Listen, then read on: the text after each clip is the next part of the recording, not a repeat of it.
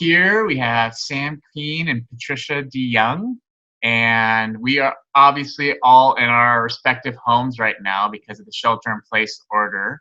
But we're fortunate to be able to check in with each other, and I'm excited to hear about your land, hear about the happenings you guys are up to, and I know Sam is an amazing storyteller, so I would love to capture some of that for our audience today.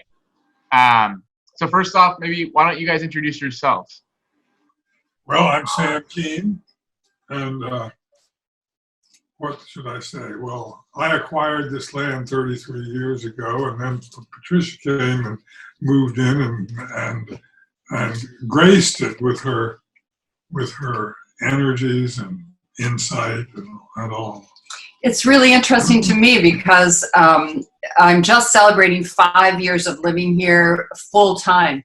Sam and I have been married a long time, but I lived in Berkeley and worked there, and I'm like a total urban person.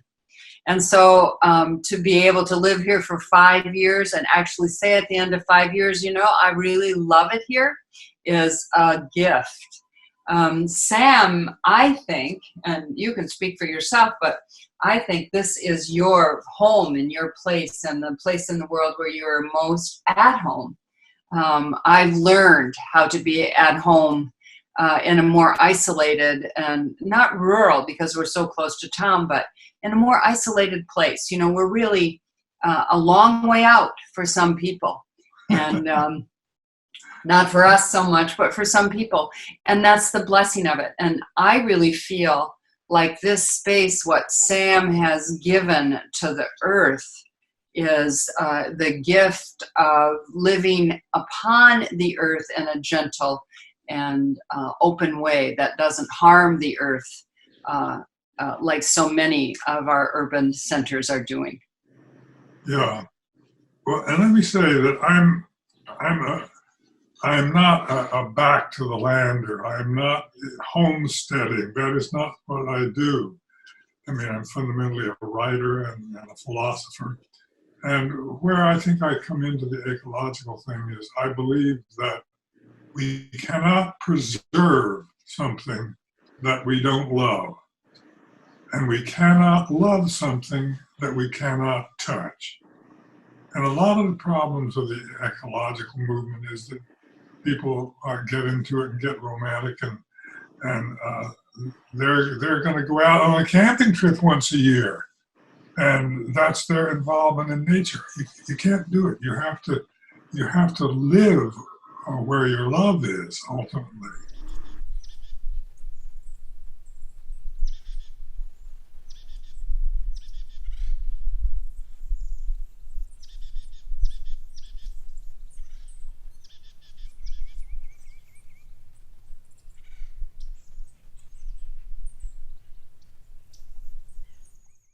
We made a commitment 20 years ago to have a wildlife easement so that animals can find their way through the valley through our place. Well, and I think what you said is the heart of it. I am not here to do anything, basically. I've done stuff. You know, I've written.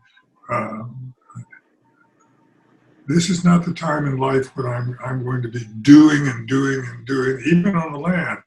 But what I am doing is I am being and being and being and inviting people into that ambiance of just love of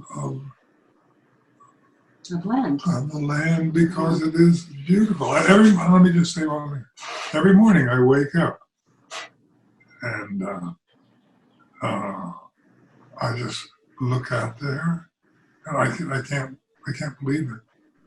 And so it's sort of an extension of what I'm doing. Otherwise, I wrote a book on wonder, another one on sightings about birds and about what it means to live in a magical environment.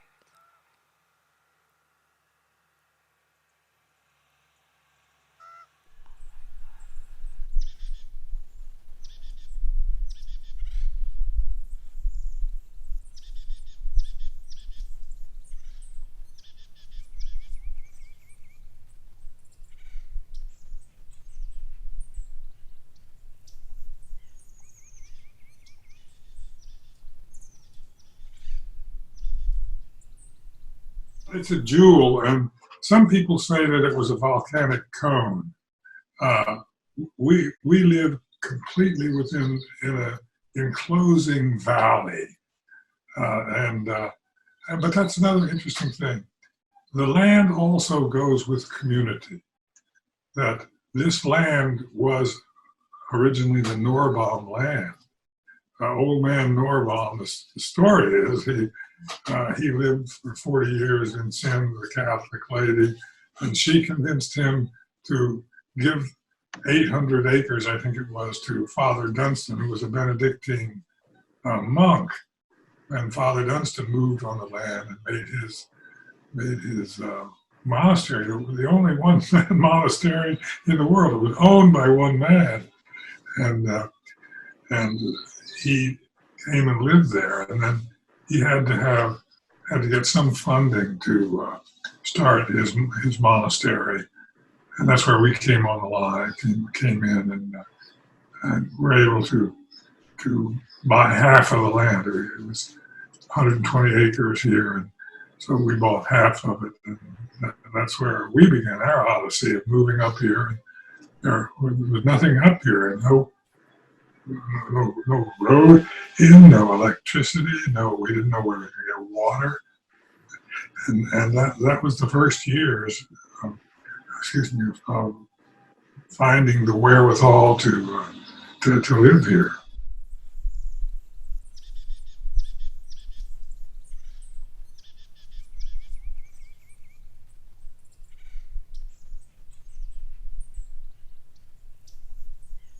Well, the first thing we found out was arrowheads and things like that.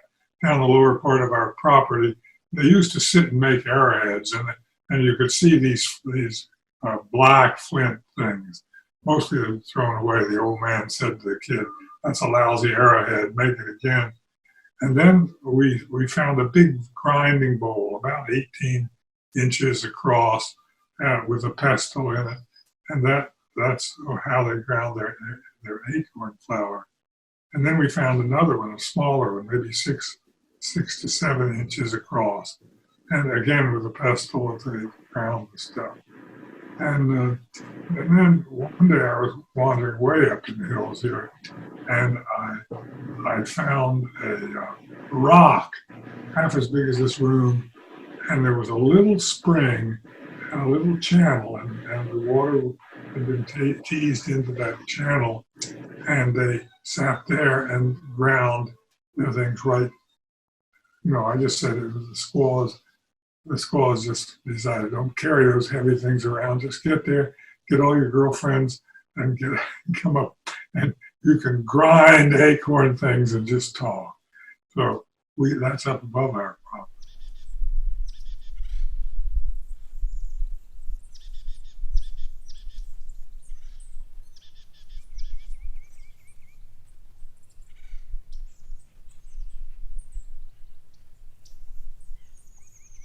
Changing of the seasons, and just how we go from this emerald rich green to that golden straw of the summer and the fall. It's so beautiful, and all the seasons up here I think are just gorgeous. So when December comes, I'm so happy because all of a sudden it's lush and green.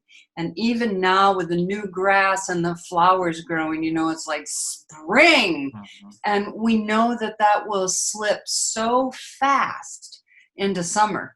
And then suddenly we're in the dryness. But the dryness has the gift of that constant sun. And the birds in summer are so happy, in that heat of the day. It's just a constant change, I think, is the change of the seasons and how we just respond to it and love whatever is happening outside, no matter what time it is. But the flip side of that is you got to be careful and read the signs, because there are going to be things that come. Yeah. Like fire is always a danger after a while. Yeah. We keep our area well mown so that when the fires come, that we've been protected. So there's a lot of work that's necessary just to keep up with the seasonal changes of the land and what that implies. But Tony, you know just how the fire impacted us, which was in a huge way. We didn't lose our home, but we did lose a couple buildings on our property. And what we saw, though, in the fire, first of all, was the grief of trees. That was probably our biggest. And then as we began to rebuild and just look towards the next season, that first spring out, all that new life that came in the seeds and in the newness that was released from the earth. And now we're 3 seasons out, and I think it's still happening. That we're seeing plants and flowers and types of grasses we've never seen before. So it feels to me like nature is still telling us something new is on the way. You know, even though you went through this tragedy, something new is still coming out of it. Which to me is kind of magnificent. I thought maybe it would just be once. The other thing we're seeing is 3 years into it, we're seeing the trees that are going to make it and the trees that absolutely now are saying it's time for me to go. So we walk around the property and see the trees that are down, and sometimes in the night we'll hear a tree start to crack and thud to the ground. So we watch our landscape change all the time. Just because of where and how we live. We live very close to everything that's happening.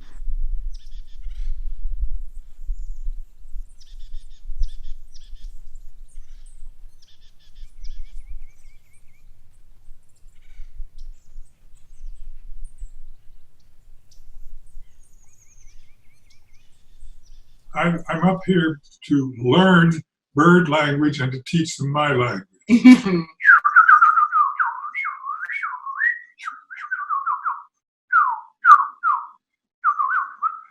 And then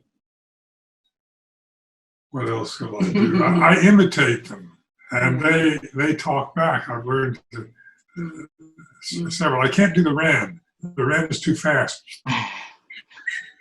Just way too fast. But yeah, and we're seeing, I don't know if it's a result of the quarantine, but we're seeing more birds than ever. And we've got a couple of troops of turkeys that greet the day with us and put the day down with us. And we have a couple of huge oaks, you know, and they will go up into the lower branches of the oaks and bounce on the branches. It's just so much fun living in this way, because something is always happening. Somebody's always doing something out there.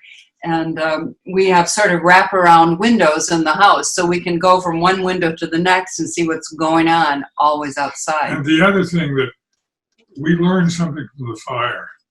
After the fire, and you know, we had insurance and all of that stuff. But when we were finished and started to clean up and everything, and even when the fire was going, we felt that these trees were like persons to us. They were personal. It wasn't an ecological catastrophe with anonymous trees. I mean, we've got one tree that's probably 500 years old, you know, and to protect that tree and go out every morning and make sure that we had weed eated around the perimeter of our grandfather. We have a grandfather tree and a grandmother tree, and then we have 2, and we think they're 500 years old. And then in the middle, we have kind of the children trees, and we were married under those trees. So we've got a line of about 4 trees that is so special to us. And they're the blessing of the land. With the district easements, it's not a requirement to allow public access into it. And so that was a voluntary thing that you guys both did. People really appreciate that opportunity. You know, we do 4 or 5 hikes up there a year, and people are just ecstatic about the experience. So thank you guys for that. And I think it's important to recognize you both and people that are the unseen keepers of the land here in Sonoma Valley. You know, when people come in, we get hundreds of thousands of tourists that come here and they see the wildness and the kind of untouched landscape that is Sonoma Valley. And it wasn't for randomness that is the way it is. It's because of folks like yourselves and some of these other legacy landholders that have decided, instead of developing and selling the land, they preserved it to protect the value of Sonoma Valley. So I just want to thank you And for that. hopefully that'll go on long after us, just And like the trees. we feel that very strongly. This is not just something that we have a right to be here and to keep people out. We invite people.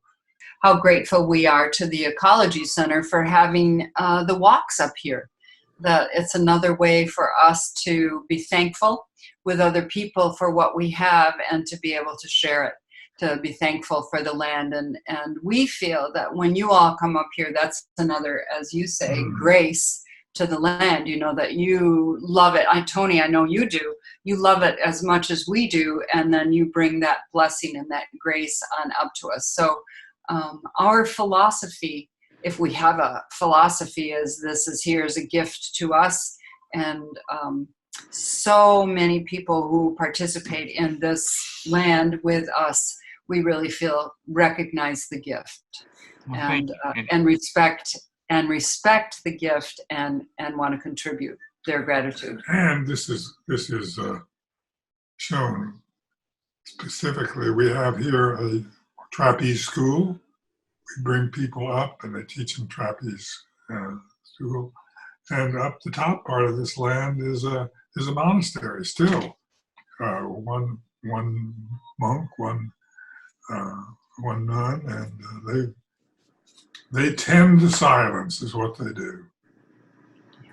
Well, I know, you know, this land, as you mentioned, is preserved with a couple of easements, one of which being the Sonoma County Agricultural Preservation and Open Space District, meaning that certain aspects of it will be protected from development into perpetuity, regardless of who has ownership of the deed.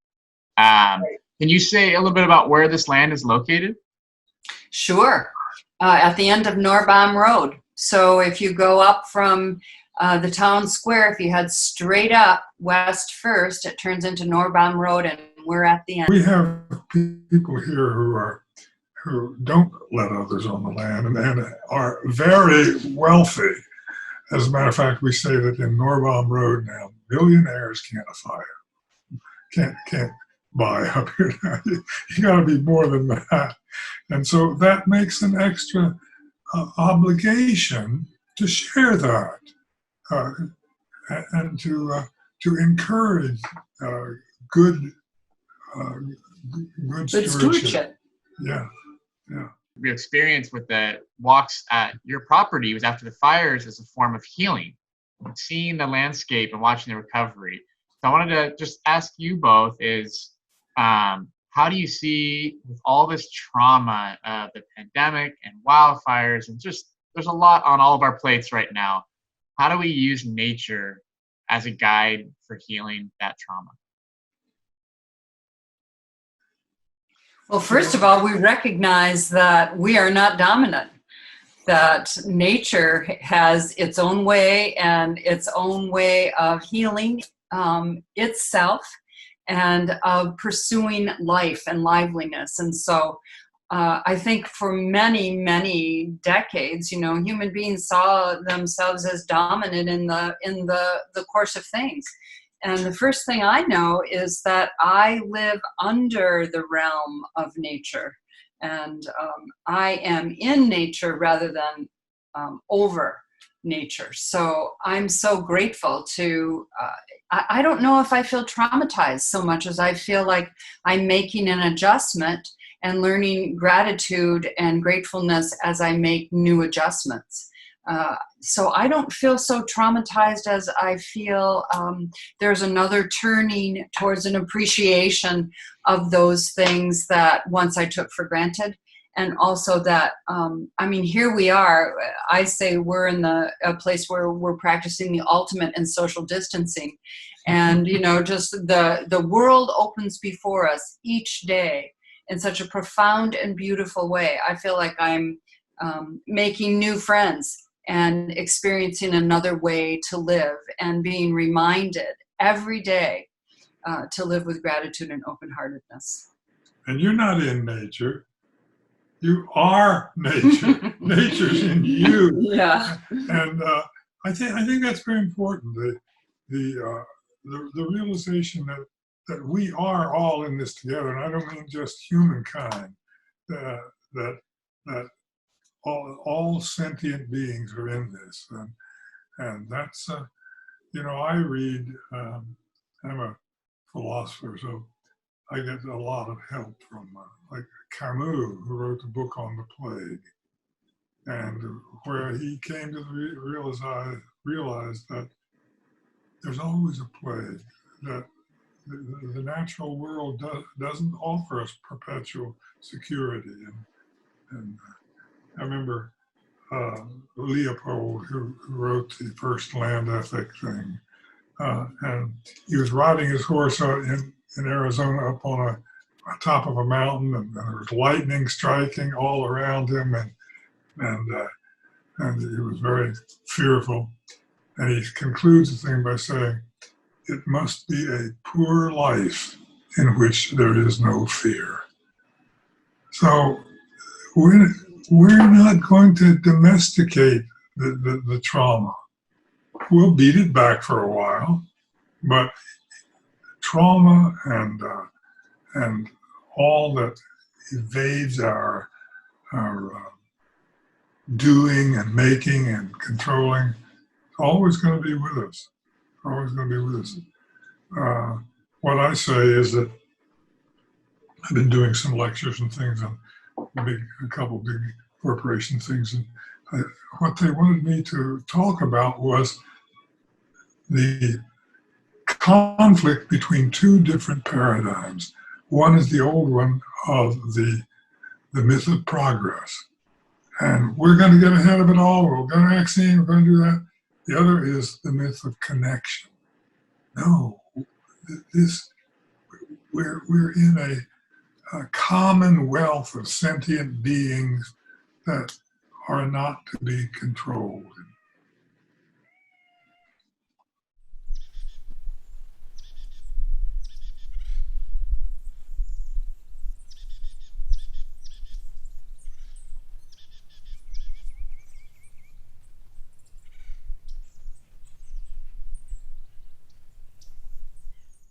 It's not all beautiful.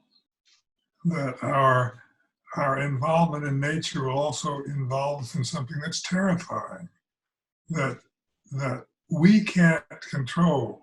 So the experience of wonder has different components. One of it is that we wonder what's mysterious, what we don't understand. The other, what is our relationship to this awesome thing that we can't control? Well, one of it is a mystery which is tremendum. You see the waves, you see the lightning, you see all that. It's terrifying. And the other part is that it's desirable. It pulls us to it, and it's a promise. It's a gift, and it's benevolent. So those two things are always there in our confrontations with nature.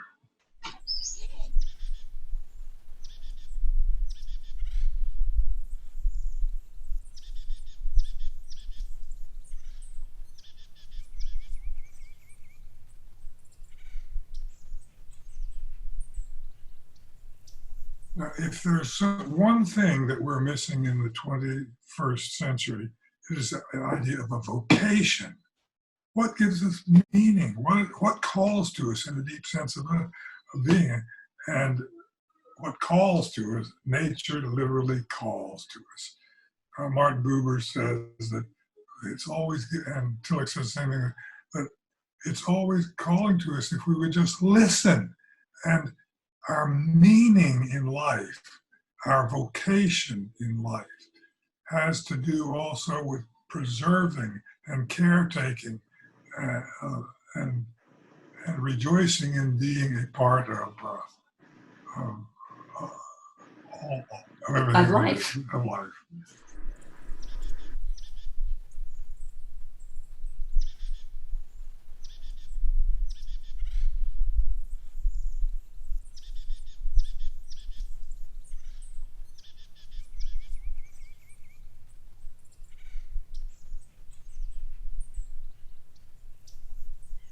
my final question is, what stories will we be telling in the year 2050, looking back on all of this?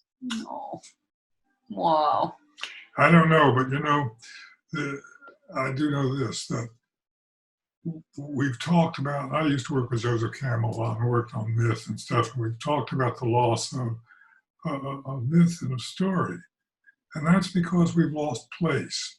So what I think it means to live at with mythic depth and meaning is to dwell, and to dwell in a place that where we don't live in a landscape, we live in a storyscape.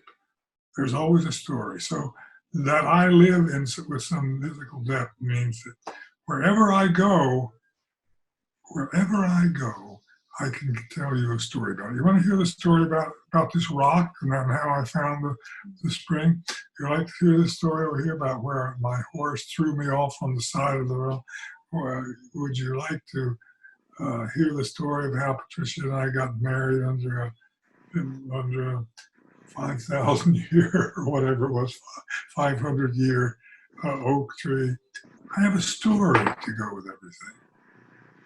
In a storied existence. And I think that's one of the dangers of the virtual world. What comes on television is not our story.